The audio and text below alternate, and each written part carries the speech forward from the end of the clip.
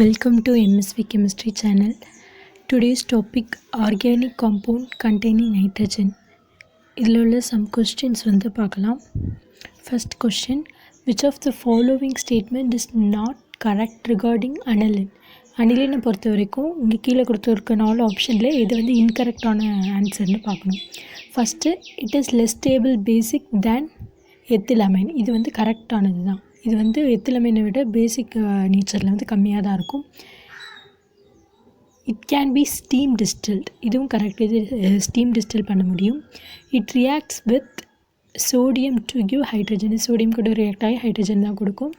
It is soluble in water. இதுதான் இன்கரெக்டான option. ஏன்னா aniline வந்து வாட்டரில் வந்து சாலிபிள் ஆகாது, ஆர்கானிக் சால்வெண்ட்ஸில் தான் சாலிபிள் ஆகும். So option D is the correct answer. Second question, aniline reacts with which of these to form Schiff base? இதில் வந்து எது கூட வந்து அனில் வந்து ரியாக்ட் ஆகி ஸ்கிஃப் பேஸை வந்து கொடுக்கும். எப்போவுமே ஆல்டிகேட் கூட தான் அனிலின் ரியாக்ட் ஆகி ஸ்கிஃப் பேஸை கொடுக்கும். இதில் 4 ஆப்ஷன் இருக்குது. Acetic acid, benzaldehyde, acetone, NH3. இதில் வந்து பென்சால்டிகேட் வந்து இருக்குது, aldehyde compound. So option B is the correct answer. Third question, the reaction of primary amine with chloroform and ethanoic solution of KOH is called.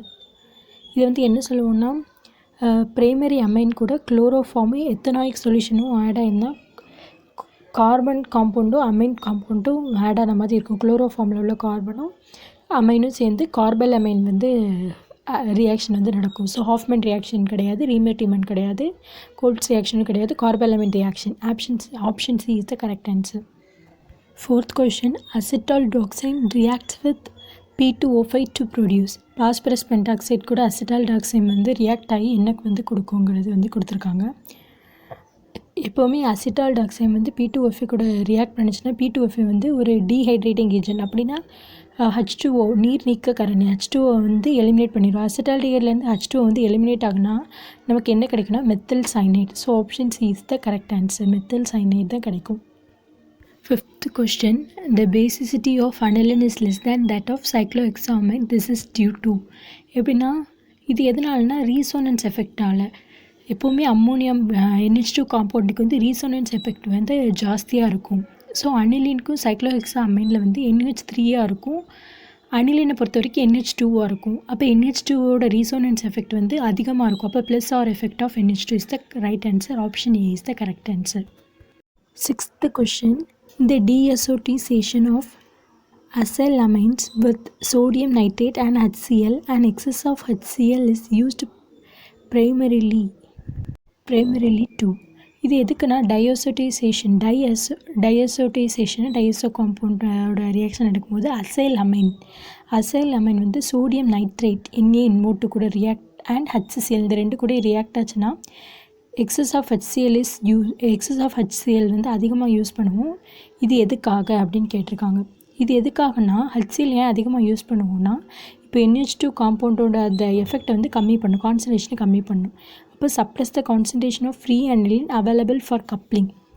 அனிலினில் வந்து NH2 compound இருக்கும், அதோட அவைலபிலிட்டியை வந்து நம்ம கம்மி பண்ணுறதுக்காக தான் இது யூஸ் பண்ணுறோம். Suppress the concentration of free aniline available for coupling. Option A is the right answer.